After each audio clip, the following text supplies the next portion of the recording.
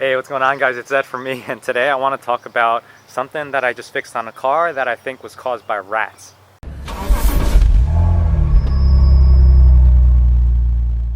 So originally I was going to title this video Autocross Broke My Car, but I don't think that's very appropriate anymore because I think that the problem is actually rats. So I'm not 100% sure if it is the case that rats actually got into the engine bay of my car and decided to take out some wires, but the way that the wires look definitely makes me think that's the case. So that's kind of scary in a way because 95% of the time the car is just sitting out here on my driveway, and I don't imagine that there's rats actually going in there and taking bites out of the wiring. But let me tell you basically what was happening. So after autocross, everything was fine. At autocross, obviously I had the EPC life, if you guys saw the last video on the Golf R. But I drove home, nothing seemed out of the ordinary, and about 2 days later, that Monday, my wife took the car to work, and she told me that when she put the car into reverse and she let off the brakes, the car wasn't really moving. She switched it into drive, it wasn't really moving either. And she didn't think too much about it, but basically she turned off the car, went to work, whatever.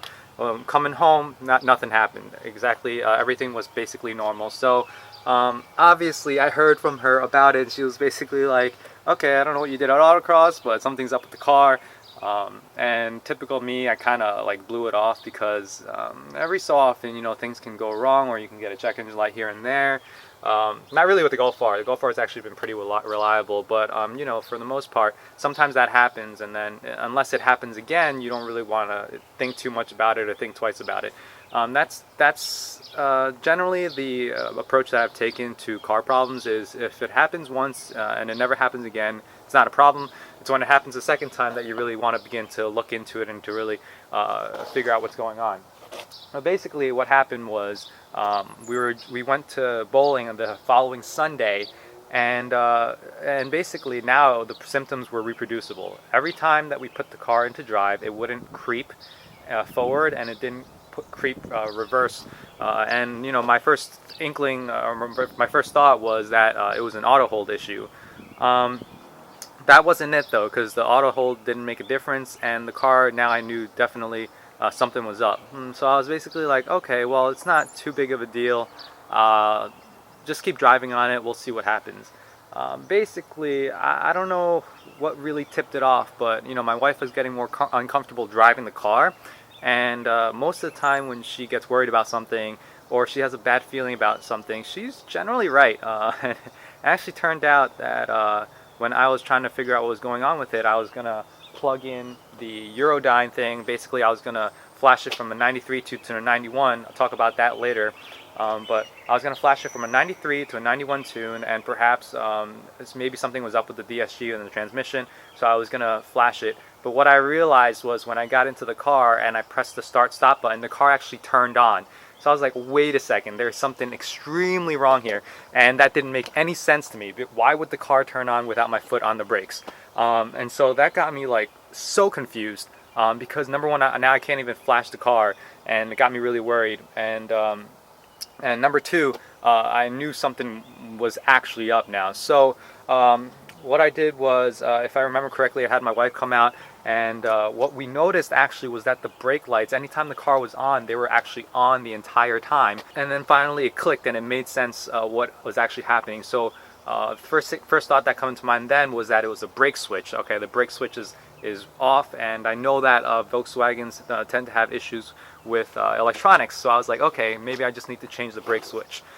So I started tracking down where the brake switch was. Had a lot of trouble finding, because on other cars they're usually located right where the brake pedal is. That's where it would make sense to put it.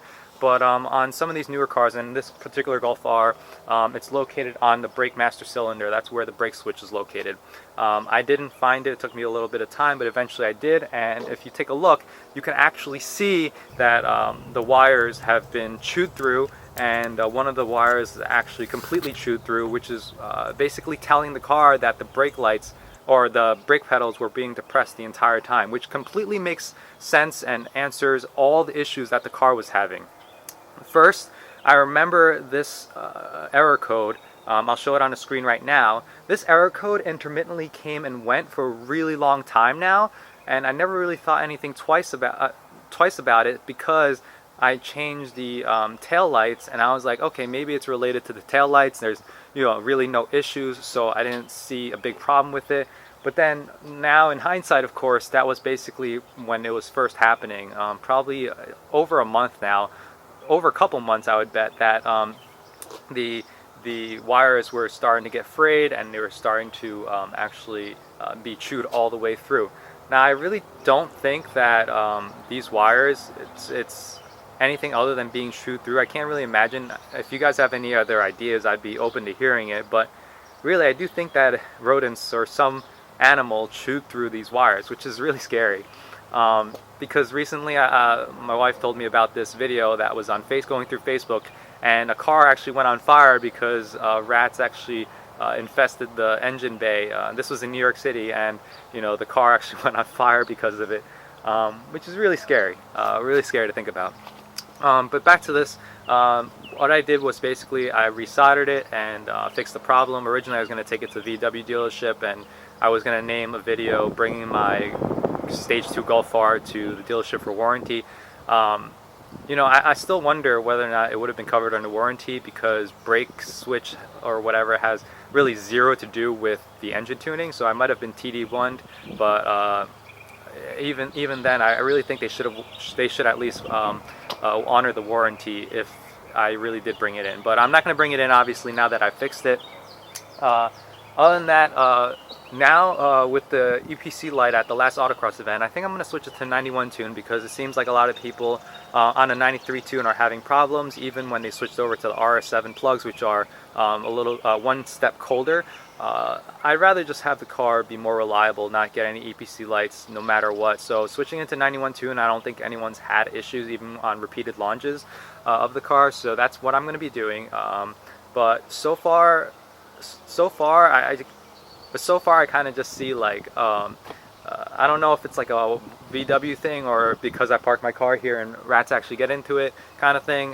But so that's basically what happened. I just really wanted to document this for you guys, because I literally searched for hours online, could not find where the brake switch was on the Golf R, and there just doesn't seem to be much in the way of information about this brake switch on these newer cars.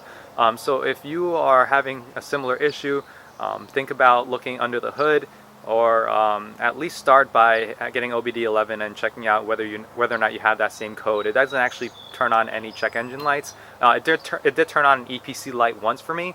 So if you do have that similar issue, that's where I would start looking. Other than that, the car is running fine now. I still have to do the flash to the 91 tune, but I definitely will be reporting back if there ever seems to be more problems with it. So if you guys have any questions, feel free to leave it below. I'm Zed for me, and I'll see you guys next time.